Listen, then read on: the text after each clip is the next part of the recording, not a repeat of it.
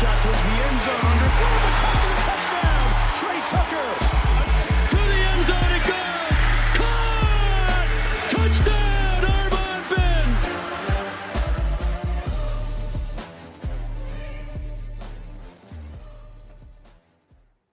It's that time, people. Bearcat Blitz on the Believe Network. I am your host, Russ Heltman.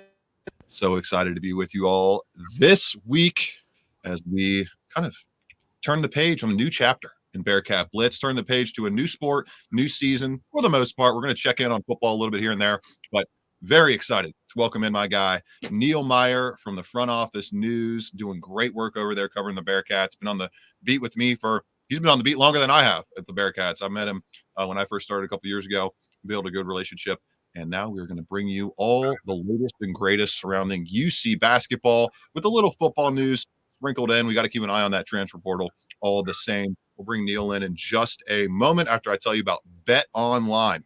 This holiday season is off and rolling with NFL in full stride and the NBA and NHL hitting mid-season form. Bet Online is your number one destination for all your sports wagering info with up-to-the-minute sports wagering news, odds, trends, and predictions. BetOnline is the top spot for everything pro and amateur sports. It's not just the big four. BetOnline has info available at your fingertips with both desktop and mobile access at any time for almost any sport that is played. From MMA to international soccer, head to BetOnline today. And remember to use our promo code BELIEVE, that's BLEAV, for your 50% welcome bonus on your first deposit. BetOnline, where the game starts. You, of course, can find this show on YouTube, Talking Cats with Russ Heltman, Spotify, Apple, Google, Amazon, whatever podcast feed you subscribe to. Please subscribe to us there and give us a 5-star review while you're at it. And, of course, these shows will be airing on Valley Sports Ohio. I think the basketball show will start airing next week. We have the football wrap-up with Dominic Goodman and I airing this week. Neil, my man, let's get it started. Welcome in, brother. Yeah, thank you guys for having me. I'm ready to get going. This is going to be a fun season, especially with the basketball program, and I'm more than excited to get this opportunity going with you, Bearcat Blitz fans, everyone. This is going to be a great season. No doubt, man, no doubt. So let's start with the transfer portal here for the football side of things before we get into an exciting start for Cincinnati Bearcats basketball. Best start, 6-0 on the season for the first time since the 2017-2018 campaign, and obviously the first time under Wes Miller, even getting some NCAA tournament chatter. We'll touch on that in just a moment. But the transfer portal, Neil, correct me if I'm wrong, but we've had 17 entries so far. Just had great news that happened right before we started recording with Corey Kiner, the 1,000-yard rusher, 13th player all time to pull off that feat, and just the third in the last decade for UC football, coming back to Cincinnati for his senior season next year in 2024. They're also returning the entire offensive line. And we can kind of start there, Neil. There were some exits. The two most notable exits, I would say, in terms of production this year among the 17 players were Shimon Mater, who left last week. We touched on that, and Deshaun Pace. One of your more productive top 5 receiver in terms of overall receiving yard production in Mater, and then Deshaun Pace, your top tackler last year, one of the 5 to 7 highest graded players on the defensive side of the ball. Those two seem like the only real majorly impactful exits from the 17, Neil. What do you think? Yeah, I absolutely 100% agree with that. Obviously, losing a guy like Shimon Mater in a tight end room that had struggled this season. Obviously, Peyton Singletary and Shimon Mater were the 2 lead guys, and Shimon really flashed when his opportunities arose. I mean, we saw that versus BYU, 2 touchdowns versus BYU. We saw it versus West Virginia. He also had 2 touchdowns versus the Mountaineers as well. And Shimon's an interesting character because of his frame and his size. I mean, 6'5", 250 pounds. You can use him as an extra blocker there on the offensive line to get the run game going. But for somebody his size, he runs really well. I think they clocked him at nearly 20 miles per hour this offseason. And anybody who thinks of that is like, that's crazy for somebody his size. Right. But Shimon Mater was just getting going on the offensive side of the ball for the Bearcats and was poised to be the next Bearcat great tight end in the roles of those shoes of Josh Wiley and Lenny Taylor, who both are now in the NFL. So Shimon Mater was going to be that next guy there at the tight end position to step up.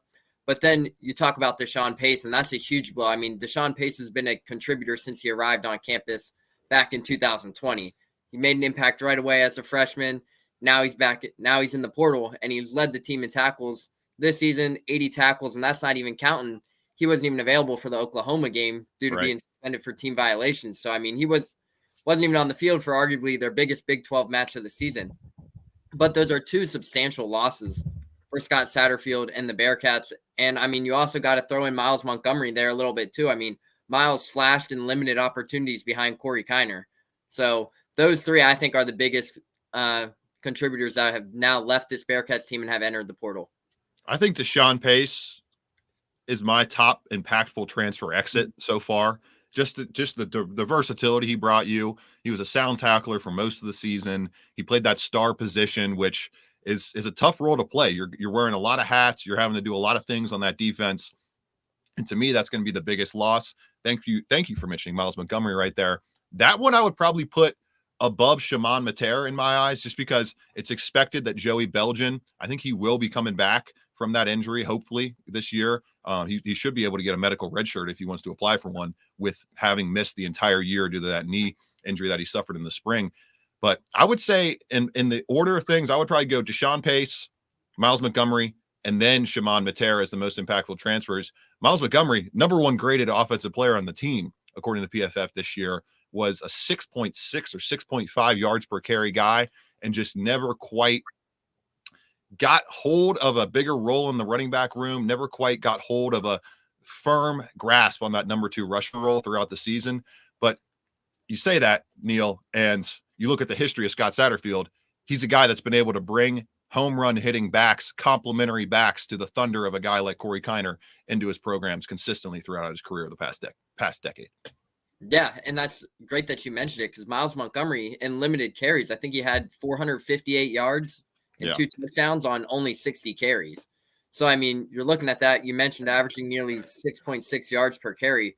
When Miles had the opportunity, he flashed, and we saw it there versus Oklahoma State, and I believe it was Baylor the 2 weeks prior, where he ripped off those 38-yard touchdown run, the 40-yard touchdown run. When Miles Montgomery could get to the outside and get in the open space and make the defenders miss, good luck tackling him, because we saw it versus Oklahoma State. I think they clocked him at nearly 21 miles per hour on that touchdown run. So, I mean, you're looking at that. He's a home run hitter, but I just think he didn't get the opportunities that he was expecting. And obviously with Corey Kiner rushing the way he was this season, it didn't really fit the role. And then Ryan Montgomery comes back and starts popping off there. So that running back room had a lot of different pieces, but I just feel like Miles Montgomery was just the odd man out, unfortunately. And it seems, Neil, that a lot of these guys that are leaving are fickle guys.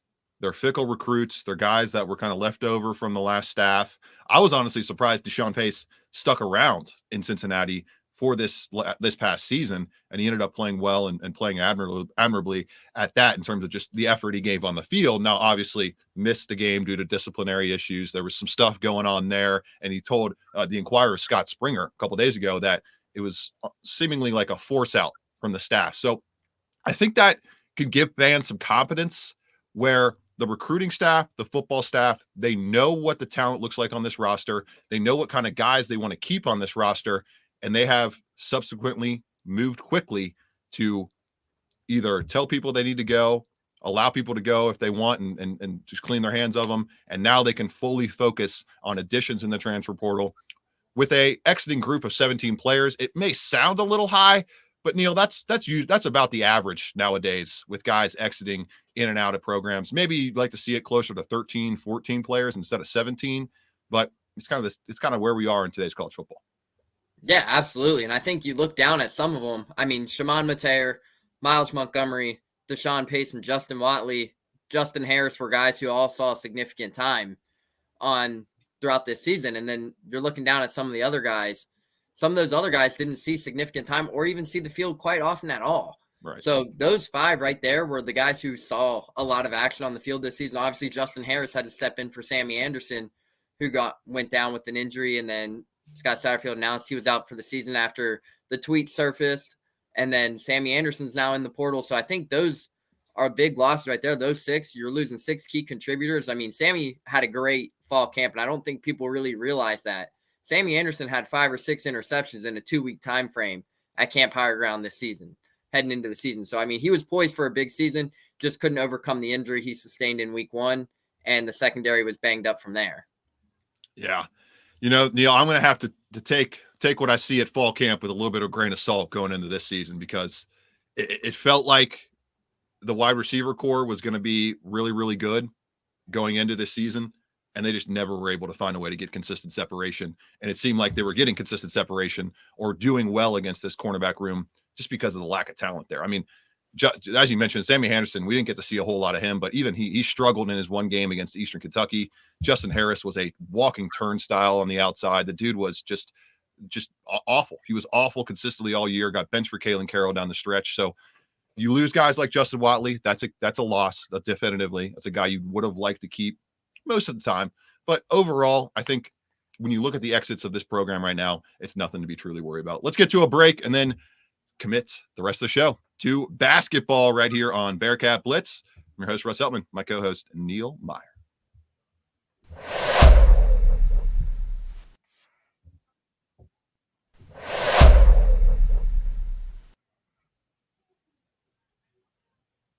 Bearcat Blitz continues right now on the Believe Network, wherever you're checking us out, whether that's YouTube, Spotify, Apple Podcasts, all that good stuff. Any medium is a good medium to watch or listen to Bearcat Blitz. So, Neil, let's start here. Cincinnati Bearcats, Wes Miller's crew, 6-0 to start the season. They escape Howard and thankfully escaped us away from that broadcast, 86-81 on the Tuesday night. Fast forward to this morning, Thursday morning, when we're recording this, they're an 11 seed in Andy Katz's first bracket on NCAA.com. Slated to face the Illinois Fighting Illini, I believe, out of the East region. Both those teams top 37 in KenPom. Cincinnati, as I mentioned at the top of the show, 6-0 for the first time since 2017-2018 season.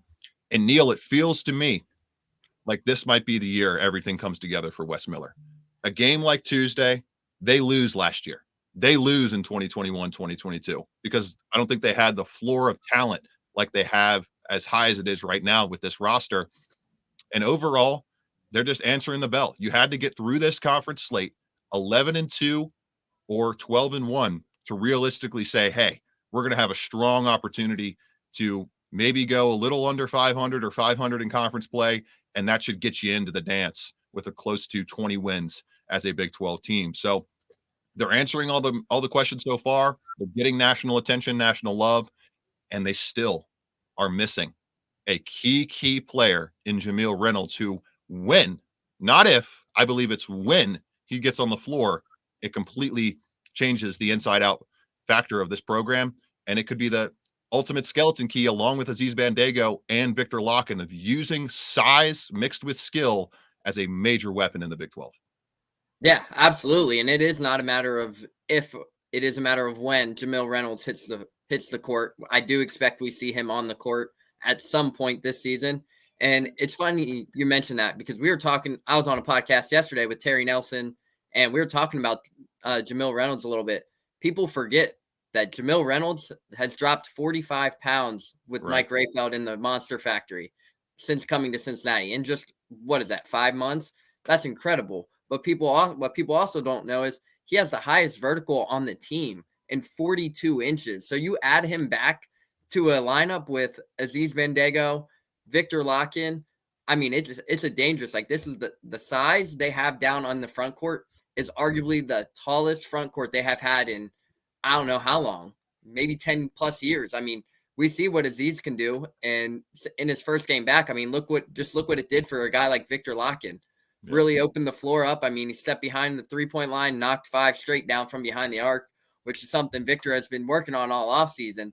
So overall, I mean, the Bearcats were able to space the floor, play to their ability, do a lot of different things with the bigs on the floor. So once they get Jamil Reynolds back, it's going to be a fun time up there in Clifton with what Wes Miller and his staff are doing. In an 11 seed, just get ready, because if they can get a guy like Jamil back, I firmly believe that they'll be higher than an 11 seed in this upcoming March Madness. Ooh, a little bit of a bold prediction from Neil on his first show. I love it. As we continue Bearcat Blitz here on the Believe Network, I'm your host, Russ Heltman, joined by my co-host for the next few months, the rest of the basketball season, Neil Meyer. So they get the dub, Neil, 86-81 over Howard. It was a dogfight, to say the least. It was a offensive, high-powered dogfight at that, as Cincinnati posts another 80-plus point game. The offense has looked really, really good so far this season, and this one largely powered by Dan Skillings and Victor Locken, who I don't know if you disagree with me, Neil, but to me, those two guys, as of right now, Aziz Bandago as well, but I think he's still got a little bit more to show and a little bit more development to display. Those two guys, the top NBA talents projected, I think, on the Bearcats roster, if you were to project anyone to go to the league out of this team. And the way Victor Locken's shot is coming together, went 0 for 2 against Howard, but was 8 for 12 inside the three-point line. You're not going to disagree with that too often. 66%, you'll take that every day of the week. That shot keeps developing, and if Dan Skilling's shot keeps developing, those two guys could be NBA talents for sure. They could at least get into the G League and make some noise there. But I think just the overall talent level of this team really showed through on a Tuesday night where they needed guys to pick up the slack, especially when you had Day Thomas struggling mightily. He was his worst game as a Bearcat. Jizzle James struggling throughout the first half and really turning it on to help kind of keep things steady in the second half at the point guard position. But it seems to me like the wings and the bigs, Neil, are going to have to be the fulcrum piece, the driving piece of this team. And I don't know about you, but I think people are split about them playing that road game on Tuesday night. Now, people obviously would have been even less split and would have hated it if they actually had gone on to lose after the Seth Towns buzzer beater. But I love that scheduling by Wes Miller. I love scheduling a mid-major team that's expected to do really well this season, that I believe Howard went to the NCAA tournament last year. And they're just a solid program. You go face them on the road. Even though they're in the 200s in KenPom, it's a program that's won 10 games in a row at home. You can really get your squad up for that and get to those road experiences that you can't manufacture those anywhere else except actually playing those tough road games. Yeah, absolutely. And I know a lot of people were upset that Howard was on the schedule, but you're looking at this non-conference schedule and people expect it to be a breeze. Eastern Washington is projected to finish and win their league. Northern Kentucky projected to win the Horizon League. Howard was projected to win the MAAC. So, I mean, I love the scheduling. And Howard was a good team. And, I mean, that's the environment they needed to head into, especially heading into two tough stretches versus Xavier and Dayton here in the next few weeks. Like, that's your first and only road game outside of the Cincinnati area. And it was important to go into that environment on the road because Howard, we all know, I mean, you look at that gym. It's called Bird Gymnasium for a reason. It's not only cold in there, but, I mean, just look at how it's built. They're right on top of you. Fans are getting involved. You need to go into a hostile environment like that in these seasons. I mean, especially heading into the Big 12. I mean, going into Cintas is never easy, and we all know that. And then you have to go to a neutral site to play a very tough Dayton team here in the next week and a half. So, I mean, that game was important heading into Xavier and Dayton, and people might not really see that like the side we do. But overall, that was a huge game, and I was all for that Howard game on that schedule. I mean, Howard was projected to win their league again. Seth Towns is an incredible player who has bounced around for quite some time in the NCAA now. And I mean, we saw the kind of player he was the other night, a high offensive dynamic threat. And I mean, when Howard needed a bucket, who were they going to? Seth Towns. So overall, I loved the scheduling. It wasn't the game the Bearcats won. I mean, they struggled from deep. I think they only finished with 3 made threes, and they all were from Simus Lukosius. So overall, they struggled, and they still found a way to grind it out and get the win. And as you mentioned, this was the last 2 seasons. I don't think they get that win. I really don't. And I mean, we saw that last season versus NKU. So that's the huge turning curve here in year 3 for Wes Miller is they found a way to get the job done on the road. Now, I think 2-1 in overtime games, Wes Miller is, or it might be 1-2, honestly. It's either 2-1 or 1-2. I know he lost the Tulane game last year. And I had it in my article, but I'm not going to spend it. I'm not going to waste time trying to hunt that down as we got only about 5-10 minutes left in the show. When we look at this upcoming stretch, Neil, so FGCU this coming weekend, we'll preview that after the upcoming break in just a moment. But Dayton, 61st in KenPom, and you look at Xavier, 42nd in KenPom, both ranked below Cincinnati on the KenPom national rankings. UC checking in at number 37 overall, one of less than 25 teams remaining unbeaten in Division I college basketball. It's going to be very interesting to see how they parlay these next few weeks, because they don't have. Do they have a game midweek next week, Neil? I Nope, can't remember. they got the whole week off. Yep. So let's schedule it that way. I think a smart scheduling tactic there.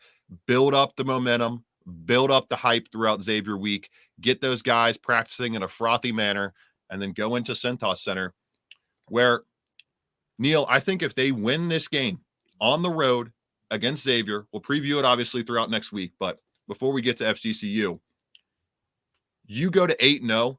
I think it's going to be very difficult, given what this team has shown through 8 games to that point, to think they're going to miss the NCAA tournament. And it's going to be very difficult in my eyes, if they go 8-0, to think they're going to be a double-digit seed. So this is, I would say, next weekend is the biggest game yet in the Wes Miller era. It is an opportunity to beat Xavier at Xavier for the first time since 2001 in a matchup where you are probably going to be the metrically better team than the Musketeers going into it for what, Neil? The first time since what, 2019, 2018? Yeah. It's been a long time since they've been a better overall team than Xavier going into this matchup. Going to be very, very interesting. Neil Meyer, Russ Heltman. We're on Bearcat Blitz right here. Got a little festive overlay this morning. It's a lot of fun using that one as we get into the holiday season. Coming up after the break, we'll do a quick preview on Florida Gulf Coast. It's not Lob City anymore from the 2013 NCAA tournament run, but a interesting opponent nonetheless. Coming up on Bearcat Blitz.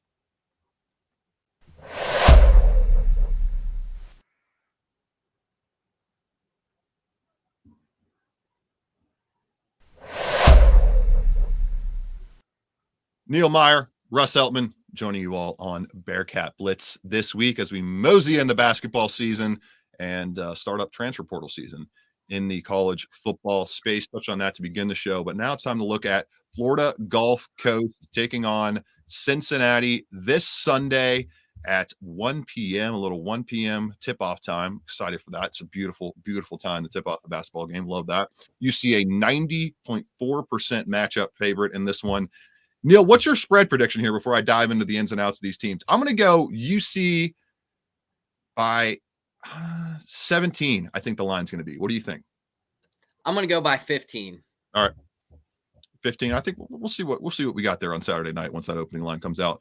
But UC expected to win this game, obviously. The Eagles, 2-6 record on the season, 1-2 away. They are struggling offensively, to say the least. They're ranking in the 200s in KenPom, 225th to say the least. Struggling on defense mightily, not on offense. 302nd in adjusted defensive efficiency and 158th in adjusted offensive efficiency.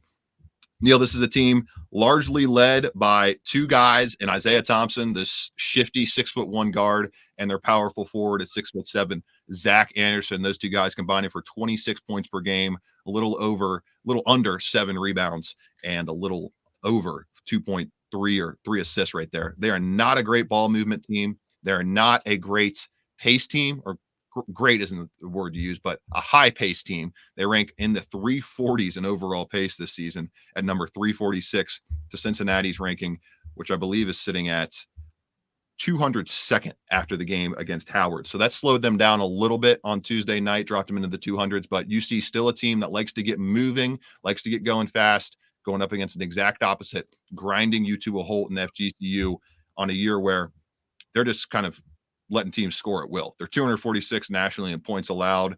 They're just getting diced up. There's nothing really good happening for this defense in 2023-24 season. The rebounding is really lacking. I mean, they don't have a lot of size. Once again, it's an opponent, Neil, that is going to use maybe 1 player over 6'7" as a high rotation player, 2 players at that. To me, this is one where UC can continue to work Aziz Bandago in. He was solid against Howard, had a quieter game than you'd think, didn't have a ton of blocks, but was still felt on the defensive end. And they can just start to fine-tune things before the Xavier game on Saturday. But once again, next Saturday, cannot take this team lightly, cannot take any team lightly coming in the Fifth Third Arena. Yeah, absolutely. And we're talking Florida Gulf Coast. I mean, this is a team that loves to turn the ball over. I mean, they're averaging nearly 17 turnovers a game, and everyone knows the Bearcats are going to be in your face defensively. Jizzle James, Day Thomas, look for those 2 guys to create a lot of turnovers alongside John Newman. But overall, you talk about the size. I mean, the Bearcats have the clear height advantage, as they did versus Howard, but Howard was doing a lot of different things that threw the Bearcats off in the mismatch game. They really took the game outside to the perimeter a little bit. But overall, look for Aziz Bandaogo, Victor Locken, Odi Oguama to get things going inside the paint for the Bearcats. Obviously, that's what they're going to try and establish early with the height advantage with Zach Anderson and Isaiah Thompson as the leading scorers, the two guys for Florida Gulf Coast that have that most production for Florida Gulf Coast. And then Florida Gulf Coast also sprinkles Keshawn Kellman in a little bit, but he's a guy who just plays to their advantage inside the paint at 6'8". I mean, the guy's only attempted 3 shots from behind the arc this season. He's a 62% field goal shooter, but he loves the 8 to 12-foot mid-range game. So really look for Florida Gulf Coast to find a way to sprinkle him in there, try to get the Bearcats in early foul trouble, which honestly, now that you have Aziz Bandaogo back, even if you get into some early foul trouble, you still have the depth there. I mean, you know what kind of guy Odi Oguama is, what kind of energy he'll bring off the bench. And we saw that versus Howard. I mean, we saw his minutes go down, and we kind of knew that was going to be the expectation once Aziz Bandaogo came back. But people can't forget that Odi Oguama is still there, ready to provide some big minutes off the bench. So overall, I think the Bearcats have to limit the turnovers. And if they can create the turnovers on the defensive end and they can force Florida Gulf Coast into that 17 to 20 turnover range, they're in great hands come Sunday.